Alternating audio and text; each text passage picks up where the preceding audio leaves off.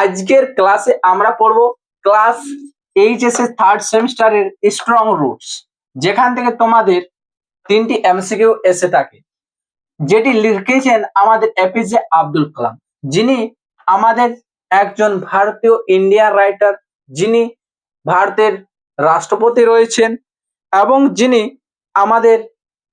আমাদের কাছে missile man নামে পরিচিত। তিনি তার আত্মজীবনী অটোবায়োগ্রাফি এই টেক্সটের মধ্য দিয়ে তিনি তার শৈশবকালের ঘটনাকে তুলে ধরেছে।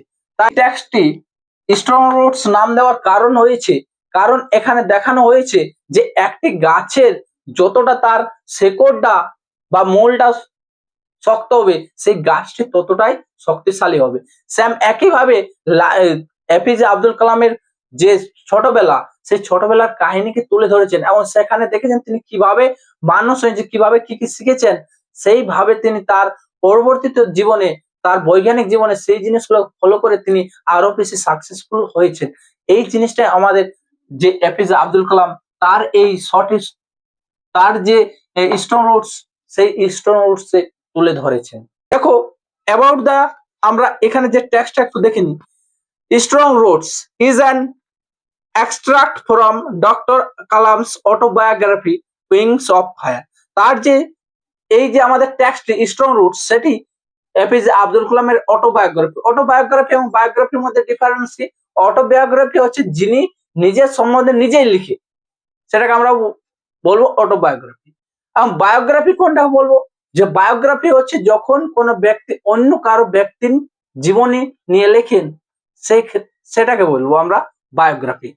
তাহলে তার অটোবায়োগ্রাফির নাম কি? Wings of fire. এটি important. In this extract he talks about his childhood in his home town. তাহলে এই যে টেক্সটে তিনি বলেছেন তার চাইল্ডহুড এবং কি হচ্ছে চাইল্ডহুড মানে শৈশবকাল in his home town. The piece presents a delightful sketch of author's early life and development of his spiritual growth. তাহলে the piece present মানে এই যে টেক্সটটি স্ট্রং রুটস, সেটি কি করছে? ডিলাইটফুলি, আনন্দপূর্ণভাবে, স্কেচ মানে হচ্ছে তুলে ধরেছে। কোনটা তুলে ধরেছে? অথার্স ইয়ারলি লাইফ, মানে তার চাইল্ডহুডের লাইফ, তার শৈশবের life, and the development of his spiritual growth, এবং কিভাবে তার ডেভেলপমেন্ট মানে উন্নতি হয়েছে তার স্পিরিচুয়াল মানে আধ্যাত্মিক দিক থেকে। তাহলে সেই দিক থেকে কিভাবে তার বৃদ্ধি হয়েছে, সেই জিনিসটাকে তুলে ধরেছেন। দেখো আই বলতে আমাদের এখানে কি হচ্ছে, যেহেতু আমাদের অটোবায়োগ্রাফি, সেই জন্য আই বলতে আমাদের এপিজে আব্দুল কালামকে বোঝানো হয়েছে। I was born into a middle class Tamil family in the island town of Rameswaram in the erstwhile Madras state.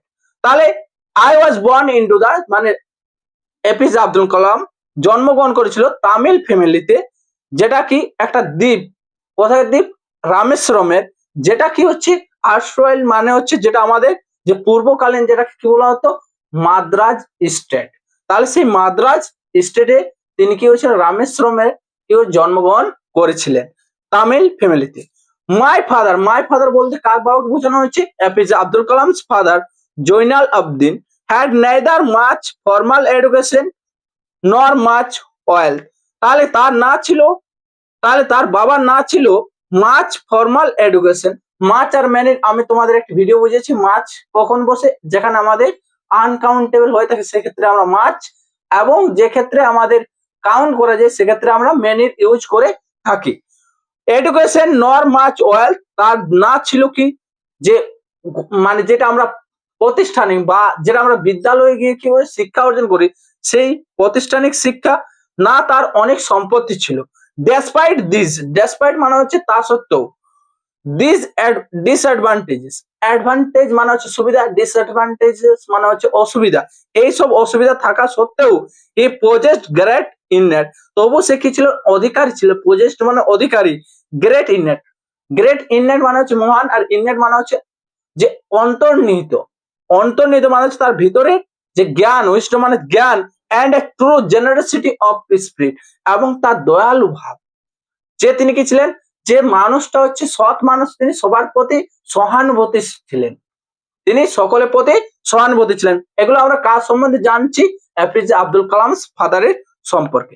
He had an ideal helpmate in my mother Ashiamma. তাহলে তার মায়ের নাম কি ছিল? তার বাবার নাম হচ্ছে জয়নুল আবেদিন, তার মায়ের নাম হচ্ছে আসিয়াম্মা। তার সে কি বলছে? হি হ্যাড অ্যান আইডিয়াল হেল্পমেট, তার কি ছিল? একজন আদর্শ সাহায্যকারী ছিল। সাহায্যকারী ছিল কি? তার সাহায্যকারীর নাম হচ্ছে, তার মায়ের নাম হচ্ছে Ashiamma. I do not recall the exact number of people she fed everyday. তাহলে এরপর আমরা কার সম্বন্ধে জানছি? তার মায়ের সম্বন্ধে জানছি। আই ডু নট রিকল মানে আমি মনে করতে পারছি না। এক্সাক্ট নাম্বার, এক্সাক্ট মানে হচ্ছে সঠিক নাম্বারটা, মানে সংখ্যাটা। Of people she fed everyday, সে প্রতিদিন কতজনকে খাওয়াতেন। But I am quite certain that far more outsiders act with us than all the members of our own family put together. তাহলে কি বলছে? তিনি বলছেন আই এম কোয়াইট, আমি পুরোপুরি কি নিশ্চিত, যে আমি পুরোপুরি নিশ্চিত, সার্টেন মানে হচ্ছে নিশ্চিত, দ্যাট ফার মোর আউটসাইডার্স, কিন্তু বেশিরভাগ কি ছিল? আউটসাইডার্স। আউটসাইডার্স মানে হচ্ছে বাইরের লোক। অ্যাট উইথ আস, তারা কিন্তু খেত আমাদের সাথে। Then all the members of our on family put together, মানে আমাদের ফ্যামিলিতে যতজন ছিল সবাই একসাথে হয়েও তার চেয়ে বেশি আমাদের বাইরের লোক আমাদের বাড়িতে খাবার খেতেন। My parents were widely regarded as an ideal couple, আমার বাবা মা কি ছিল? চারিদিকে রিগার্ডেড মানে হচ্ছে সুপরিচিত ছিলেন, বিখ্যাত ছিলেন, সবাই চিনতেন যে তারা হচ্ছে কি একজন আদর্শ দম্পতি। কাপল মানে হচ্ছে দম্পতি। My mother's lineage was the more distinguished, কি বলছে? মাই মাদার্স লিনেজ মানে আমার মায়ের যে বংশ, মানে মানে তার বাপের বাড়ির কথা বোঝানো হয়েছে, তার মায়ের বাপের বাড়ির কথা বোঝানো হয়েছে। ওয়াজ মোর ডিস্টিংগুইশ, আরো বেশি কি ছিলেন? ডিস্টিংগুইশ মানে হচ্ছে সম্মানী। ডিস্টিংগুইশড ওয়ান অফ হার ফরবিয়ার্স, মানে তার তার মায়ের কি হচ্ছে? ফরবিয়ার্স মানে হচ্ছে পূর্বপুরুষ, তার যে তার মায়ের যে পূর্বপুরুষের বাড়িতে তারা having been bested the title of Bahadur, তারা কোন টাইটেলটা পেয়েছিলেন? বাহাদুর টাইটেলটা কে দিয়েছিলেন? By the British. এগুলো কোশ্চেন আসবে এমসিকিউতে। তারপর দেখো, I was one of many children, আমি কি ছিলাম? অনেক শিশুর মধ্যে একটি শিশু। ওয়ান অফ বোঝানো হয়েছে। এ শর্ট বই উইথ রেদার আন্ডারস্ট্যান্ডিং, তাহলে এ শর্ট বই একটা খাটো ছেলে, উইথ রেদার বরং কিছু আনডিস্টিংগুইশ মানে দেখতে হচ্ছে অতটা সুন্দর নেই। Looks born to tall and handsome parents, কিন্তু যে আমি দেখতেও অতটা সুন্দর নয়, কিন্তু তবু কি হয়েছিলাম? আমি জন্মগ্রহণ করেছিলাম একটা হ্যান্ডসাম এবং কিছু টল প্যারেন্টস এর থেকে। We lived in our ancestral house, আমরা কি করতাম? বসবাস করতাম কোথায়? আমাদের পূর্বপুরুষের বাড়িতে। Which was build in the middle of the 19th century, যেটা কি হয়েছিল? তৈরি হয়েছিল। কখন তৈরি হয়েছিল? Build in the middle of the 19th সেঞ্চুরিতে। It was a large, it was a fairly large pucca house made of limestone and brick, এগুলো কোশ্চেন এসে থাকে যে it was a fairly large pucca house, এটা কি ছিল? একটা বড় পাক্কা হাউস ছিল, পাকা বাড়ি ছিল। কিসের তৈরি? মেড অফ লাইমস্টোন, লাইমস্টোন মানে হচ্ছে চুনা পাথর, এবং কি হচ্ছে? ব্রিক, ইট দিয়ে। On the mosque straight in Rameswaram, যে রাস্তা দিয়ে কোথায় যাওয়া যাচ্ছিল? মস্কিউ স্ট্রেট, রামেশ্বরমের, রামেশ্বরম যাওয়ার যে রাস্তা, সেই রাস্তাতে তাদের বাড়ি রয়েছিল। My austere father, austere father মানে হচ্ছে কঠোর পরিশ্রমী বা কঠোর যে নিয়মকে মেনে চলে, সেই austere austere father use to avoid, তার বাবা সবকিছু অ্যাভয়েড করছে। অ্যাভয়েড মানে এড়িয়ে চলা। অল ইনএসেনশিয়াল কমফর্টস এন্ড লাক্সারি, যে ইনএসেনশিয়াল, এসেনশিয়াল মানে হচ্ছে প্রয়োজনীয়, ইনএসেনশিয়াল মানে হচ্ছে অপ্রয়োজনীয়, আরাম, এবং কি হচ্ছে? লাক্সারিস, লাক্সারিস মানে হচ্ছে বিলাসতা, সেই জিনিসগুলো সে কি হচ্ছে? তিনি অ্যাভয়েড করে চলছে। তাহলে দেখো, however all necessities were provided for in terms of food, medicine or clothing, তাহলে কি বলছে? however যাই হোক, কিন্তু আমার বাবা যেমনই হোক, কিন্তু সব যে প্রয়োজনীয় জিনিসগুলো, all necessities were provided for, সব কিছু জিনিসগুলো কি হতো? প্রোভাইড মানে হচ্ছে দেওয়া হতো। ফর ইন টার্মস, কেমন? যেমন হচ্ছে কি খাবার, একটা মানুষকে বেঁচে থাকার জন্য যে জিনিসগুলো প্রয়োজন সেগুলো সবগুলোই দিত। Food, medicine or clothing, say medicine দিত, ওষুধ দিত, ক্লোদিং দিয়েছো মানে জামা কাপড় দিয়েছো সব। ইনফ্যাক্ট আই উড সে আমি কি করতে চাইছি যে আমি বলতে চাইছি mine was a very secure childhood, যে আমার যে ছোটবেলাটা খুবই নিরাপদের সাথে কেটেছে ম্যাটেরিয়ালি অ্যান্ড ইমোশনালি। যে ম্যাটেরিয়াল মানে হচ্ছে প্রয়োজনীয় মানে যেটা বস্তুগত ভাবে, এবং হচ্ছে কি আবেগগত ভাবে, মানে সবকিছুর দিক থেকেই সে তার যে শৈশবকালটা খুবই ভালোভাবে কেটেছে। আমরা জানি যে স্ট্রং রুটস মানে হচ্ছে যে গাছের গোড়াটাই শক্ত হবে সেই গাছটাই বেশিভাবে দৃঢ় হবে এবং সেই গাছটা খুব শক্তিশালী হবে, সেই জিনিসটাকে তুলে ধরা হয়েছে। I normally ate with my mother sitting on the floor of the kitchen, যে আমি সাধারণত খেতাম কার সাথে, তার মায়ের সাথে। কোথায় বসে? Sitting on the floor of the kitchen, ওই ঘরের যে রান্নাঘরের যে মেঝেতে, সেই মেঝেতে বসে খেতাম। সে ওড প্লেস এ বানানা লিভ বিফোর মি, সে আমার সামনে কি আগে পেতে দিত একটা বানানা লিভ, কলা পাতা, বিফোর মি অন হুইচ, তারপর তিনি কি করতেন, দেন লেডেড মানে দিতেন, কি দিতেন, রাইস দিতেন, রাইস অ্যান্ড অ্যারোমেটিক সাম্বার, যে তিনি ভাত এবং সুগন্ধি এক ধরনের সাম্বার দিতেন। এ ভ্যারাইটি অফ সার, এক বিভিন্ন ধরনের ঝাঁঝালো টাইপ যে খাবার সেইগুলো। হোমমেড পিকেল, বাড়ির তৈরি আচার। And a doll of fresh coconut chutney, এবং এক বাটি কোকোনাট চাটনি তিনি দিতেন। দেখো তারপরে যে the Shiva temple which made Rameswaram so famous to pilgrims was about a 10-minute walk from our house. The Shiva temple মানে শিবা টেম্পল মানে হচ্ছে শিব মন্দির। শিব মন্দির কি ছিল? Which made Rameswaram so famous, রামেশ্বরমকে কি করেছিল? ফেমাস তৈরি করেছিল। কোনটা? শিব মন্দির। Shiva temple so famous to pilgrims, pilgrims মানে হচ্ছে তীর্থযাত্রী, যারা তীর্থ করতে যেতেন তার। About a 10-minute walk from our home, যেটা কতক্ষণ হাঁটার রাস্তা ছিল? আমাদের বাড়ি থেকে 10 মিনিটের হাঁটার রাস্তা। আওয়ার লোকালিটি ওয়াজ প্রিডমিনেন্টলি মুসলিম, মানে আমাদের যে এলাকা সেটা সাধারণত কি ছিল? যে প্রধানত কি ছিল? মুসলিম এলাকা ছিল। But there were quite a lot of Hindu families too, কিন্তু সেখানে কি ছিল? খুবই কম পরিমাণে কি ছিল? কম পরিমাণে হিন্দু পরিবার ছিল। Living amicably with their Muslim neighbours, কিন্তু তারা কি করতো? ওই হিন্দু এবং মুসলিম তারা একে অপরের সাথে বন্ধুত্বপূর্ণ ভাবে, অ্যামিকেবলি মানে হচ্ছে বন্ধুত্বপূর্ণ ভাবে বসবাস করত। কিন্তু এখনকার দিনে দেখা যাচ্ছে যে হিন্দু এবং মুসলিমের মধ্যে সবসময় দ্বন্দ্ব রয়েছে, কিন্তু সেখানে ওরকম ছিল না। There was a old mosque in our locality where my father would take me for evening prayers. There was a old mosque. There was a very old mosque in our locality where my father, তাহলে সেখানে কি ছিল? একটা পুরনো মসজিদ ছিল যেখানে তার বাবা তাকে কি করতো? নিয়ে যেত। কিসের জন্য? ফর ইভিনিং প্রেয়ার, সন্ধ্যার প্রার্থনার জন্য। I had not the finest idea of the meaning of the Arabic prayers chanted. তাহলে কি বলছে? যে I had not ফাইনেস্ট মানে আমার কোন রকম কিছু না, ফাইনেস্ট মানে হচ্ছে সঠিক ধারণা ছিল না, আইডিয়া মানে হচ্ছে ধারণা, অফ দ্য মিনিং ওই যে মান অর্থটা, কিসের অর্থ? Arabic prayers. আরবিক প্রেয়ার্সের যে আরবিক প্রেয়ার্স কিংবা উচ্চারণ, চেন্টেড মানে হচ্ছে উচ্চারণ, মানে তার কাছে তার কোনো অর্থ ছিল না। But I was totally convinced that they reached God, কিন্তু আমি পুরোপুরি কি ছিলাম?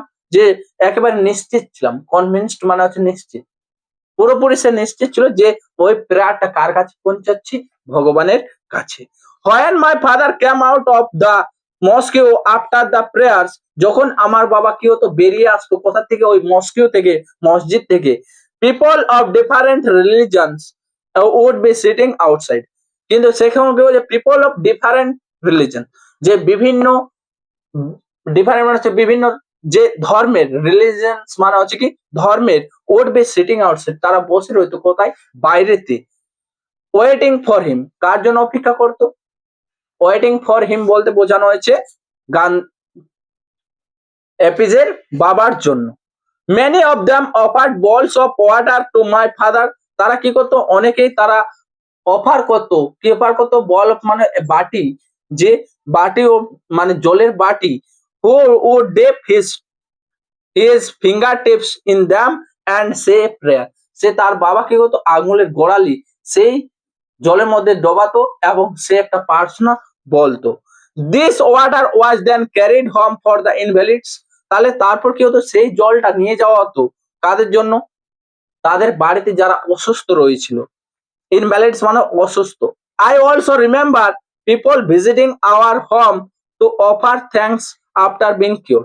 তারপর তার আরো মনে রয়েছে যে যে আই অলসো রিমেম্বার, আমি আরো মনে করতে পারছি, people visiting our home to offer thanks, আমাদের বাড়িতে লোকজনগুলো আসতো কি করতে, অফার মানে জানাতে, কি জানাতে, যে থ্যাংক ইউ জানাতে, যখন তারা কি হচ্ছে কিওর মানে হচ্ছে সুস্থ হয়ে যেত। Father always smiled and asked them to thank Allah the merciful. তার বাবা সবসময় হেসে তাদেরকে বলতো যে তারা যেন ধন্যবাদ আল্লাহকে জানায়। আল্লাহ হচ্ছে কি দয়ালু, মার্সিফুল। তারপরে দেখো, the high priest of Rameswaram temple Pakshi Lakshmana Shastri was a very close friend of my father's. তাহলে the high priest of Rameswaram, Rameswaram টেম্পলে যেখানে শিবা টেম্পল রয়েছে, সেই শিবা টেম্পলের প্রধান পুরোহিতের নাম হচ্ছে কি পক্সি Lakshmana Shastri. Was a very close friends, তিনি অনেক কি ছিলেন, যে কাছের বন্ধু ছিলেন। কার কাছের বন্ধু ছিলেন, মাই ফাদার্স মানে জয়নাল আবদিনের। One of the most vivid memories of early childhood is one of the two men, each in traditional attire discussing spiritual matters. তাহলে সেখানে কি দেখতে পাওয়া গেছে, যে one of the most vivid memories, তার কাছে কি হচ্ছে একটা অস্মরণীয় মানে তার কাছে অবাক করা যে একটা স্মৃতি, অফ মাই ইয়ারলি চাইল্ডহুড, তার ছোটবেলাতে, অফ দ্য টু ম্যান, ওই যে দুটি মানুষ, ইচ ইন ট্র্যাডিশনাল এটার, তারা নিজেদের যে গতানুগতিক বা নিজেদের যে ধর্মের পোশাক, সেই পোশাক পরে ডিসকাসিং করতো, আলোচনা করতো স্পিরিচুয়াল ম্যাটার্স, স্পিরিচুয়াল ম্যাটার নিয়ে। When I was old enough to ask question, যখন আমি কি হলাম যথেষ্ট একটা বয়স হলো কিসের জন্য, আস্ক করার, জিজ্ঞাসা করার, কি জিজ্ঞাসা করার, question. I asked my father about the relevance of prayer, আমি সেই সময় আমার বাবাকে জিজ্ঞাসা করেছিলাম যে এটার মধ্যে কি রহস্য লুকিয়ে রয়েছে। রিলেভেন্স মানে হচ্ছে যে একটা সম্পর্ক, রহস্য, কি রহস্য রয়েছে, তুমি যে ওই জলে প্রার্থনা করে দাও, সেই জল নিয়ে যায় এবং তারা সুস্থ হয়ে যায়, তাহলে এর মধ্যে কি রহস্য রয়েছে সেটা জানতে। My father told me there was nothing mysterious about prayer. তার বাবা বলতো যে এই প্রার্থনার মধ্যে কোনো রহস্য লুকিয়ে নেই। rather prayer made possible a communion of the spirit between people. কিন্তু এই প্রার্থনাটা কি করে একটা পসিবল করে দেয়, একটা সম্ভব করে দেয়, কিসের, একটা কমিউনিয়ন মানে হচ্ছে যে সম্পর্ক, একটা সম্পর্ক তৈরি করে দেয়, কিসের, স্পিরিট বিটুইন পিপল, ওই আত্মা এবং মানুষের মধ্যে সেই প্রেয়ারটা কি করে একটা সম্পর্ক তৈরি করে দেয়। হোয়েন ইউ প্রে, যখন তুমি কি করো, প্রার্থনা করো, he said you transcend your body, তুমি কি হয়ে যায়, তোমার বডি থেকে ট্রান্সক্যান্ড হয়ে যায় মানে অতিক্রম করে যাও your body and become a part of cosmos, এবং তুমি কি হয়ে যায় একটা অংশ হয়ে যায় কিসের, বিশ্বের, কসমস মানে হচ্ছে বিশ্বের। Which নজ not division of wealth, যে ওই যে তুমি যখন একটা তুমি এই প্রার্থনা করার সময় তুমি যে একটা পৃথিবীর একটা অংশ হয়ে যায়, তখন সে জানে না যে ডিভিশন মানে হচ্ছে ভাগ, কিসের, যে এরা বড় লোক, ওয়েলথ মানে হচ্ছে সম্পদ, এজ, কাস্ট এন্ড ক্রিড, তাহলে সে কোন রকম কিছু জানে না, যে কাস্ট মানে হচ্ছে জাত, ক্রিড মানে হচ্ছে বংশ, রিলিজিয়ন, ধর্ম, এইসব সে কোনো কিছুই জানে না। তাহলে সেই জন্য তিনি এই কথাটি বলেছেন। এই ভিডিওতে এতদূর পর্যন্ত, পরের ভিডিওতে আমরা বাকি টেক্সটটা শেষ করব।